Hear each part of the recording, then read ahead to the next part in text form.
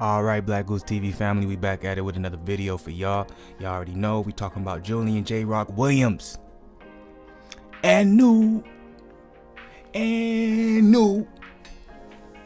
Obviously, coming with one of the biggest upsets of the year, beating Jarrett Hurd. Nobody saw that. I ain't see it. If you saw it, respect to you, kudos to you, because it came out of nowhere. But, you know what I'm saying? I was watching the Teddy Atlas podcast. They had Julian on. He was talking about some real good stuff. I haven't finished the whole thing yet, but I thought the very beginning, was one of the most interesting parts to me. Obviously, the whole thing is amazing. When they get into his life story, backstory, things like that, it's a very good podcast. Very just good overall interview of Julian J-Rock Williams, and really showcasing who he is for anyone who didn't know before, because I didn't know much about him before. After this, I knew a lot. I just want to add one more thing. That's another thing when it comes to boxing. Like, boxing has been around longer, right? And you know, boxing, in my opinion, has been popular for a much longer time than a sport like the MMA, right? Well, if there's one thing that we're lacking, as a boxing community, I feel like is podcasts like this.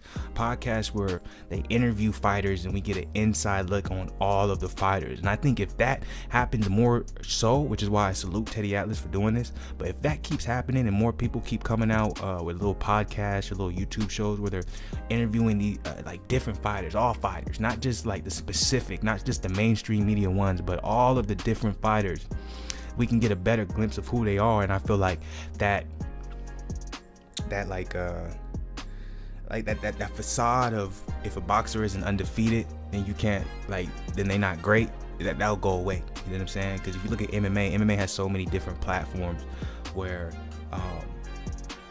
MMA guys can go on and get interviewed, and you can get an inside look at who they are, or a different perspective of who they are. Or you thought they were somebody before you even heard them speak, and then when they finally speak, you're like, oh, okay, he's a cool guy. So shout out to Teddy Atlas for doing this. It's probably gonna blow up big, and I mean his podcast if he keeps doing this, because there's no really other boxing podcast that does it the way he does it. If there is, I just ain't found it yet, so my bad, no disrespect to y'all. So it's basically J-Rock just talking about you know, what he did to win the fight, and how he did it. Earlier that I noticed was you were hitting him with combinations and stepping around, and that's something that you guys worked on. Maybe you can talk about what the fight plan was coming into the fight and how it played out in regards to what you expected. And I had one thing. Why? Because again, I think I said it right at the beginning. You could have boxed on the outside. There were options to this. Why did you choose to go right into the other guy's, you know, his wheelhouse, so to speak, and back up a guy that most people would have said that's the wrong choice? Firstly, I think that size gets a little bit overrated. If two guys weigh, and we both weighed at 154 pounds. He didn't get the weight in 168 and had to come in at 54. He weighed in at 154 pounds. I think sometimes size get overrated, and it's more about skill. How you use that size. How you give no doubt about it. I did notice that he was a slow starter.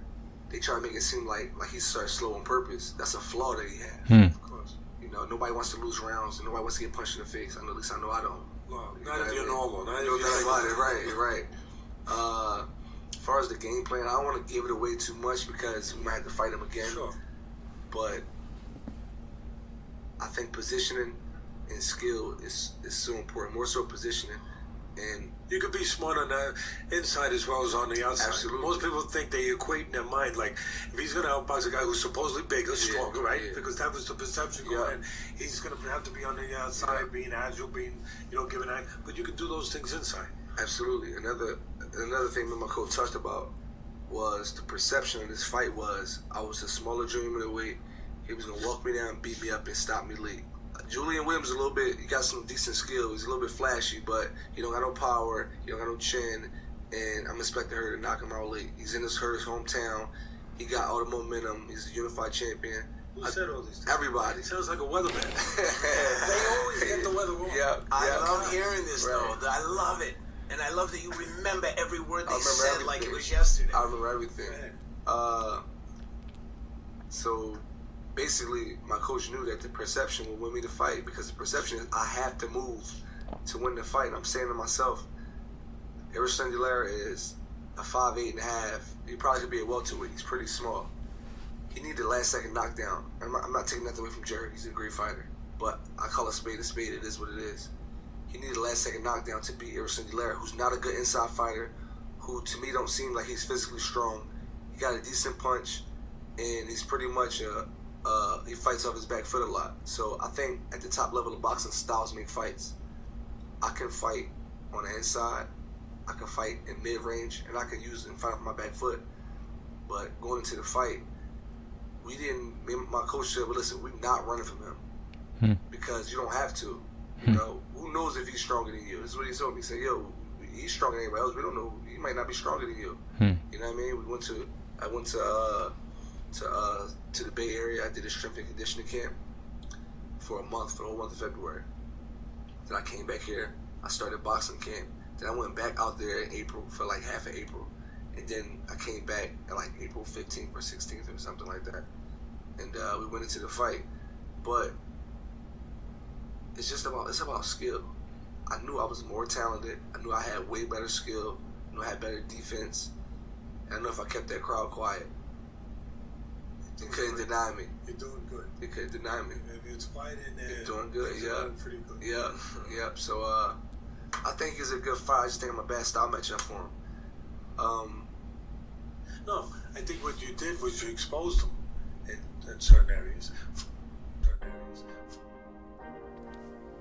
All right, so I played a little bit more than I wanted to because I was kind of mesmerized by what he was saying. This is my second time watching it, but you know, sometimes you miss the good stuff the first time and then you gotta go back and watch it again the second time. Like, one thing that really just stuck out to me was his confidence, man. The confidence he had in what he was speaking. And yeah, you could say, well, he already beat Hurd, but I feel like if they had this interview, if they did this before the fight, I feel like his confidence would even be more so when he was his confidence would be even more so when talking about it if it was before the fight. You can tell, man. You can tell. He studied Hurd. He watched Hurd. He watched his fights. He broke it down.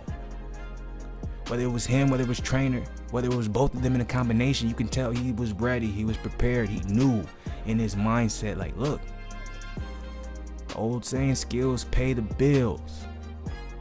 But when you know how to utilize those skills in the right instances in the fight,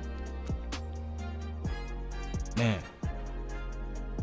you get Julian J. Rock Williams doing what he did to Hurd. You know what I'm saying? And being able to do that comes down to not only putting the time in the gym, but putting the time in the film as well. It's both. And you can tell J-Rock did that. You can tell his trainer did that.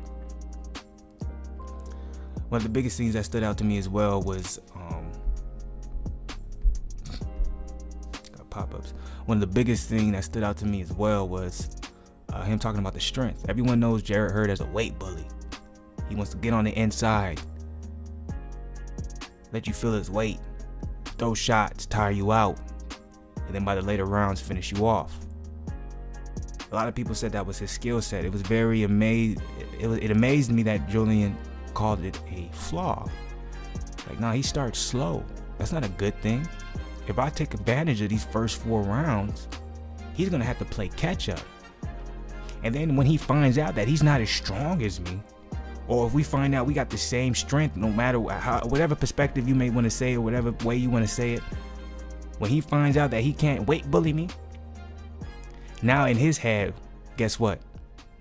All he's thinking about is the fact that I gave up 4 rounds. I gave up 4 rounds. I can't usually do like I do with other opponents, which means getting on the inside, backing them up against the ropes, leaning on them, working the body, then go to the head a couple times and go right back to the body. I can't do that with Julian because it's too risky. I got to try and win some rounds. So now he's thinking too much, right?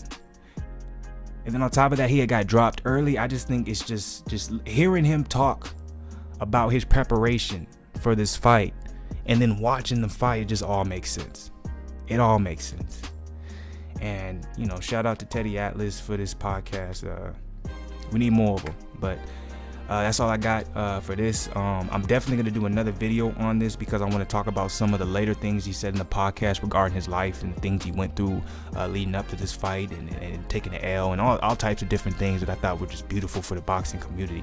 So I'll definitely do some vids on that later in the week. But as for now, we're just going to keep it here. And salute to you, Julian, man. A new champ. Man, just keep doing what you're doing. BlakGooseTV all day, you heard?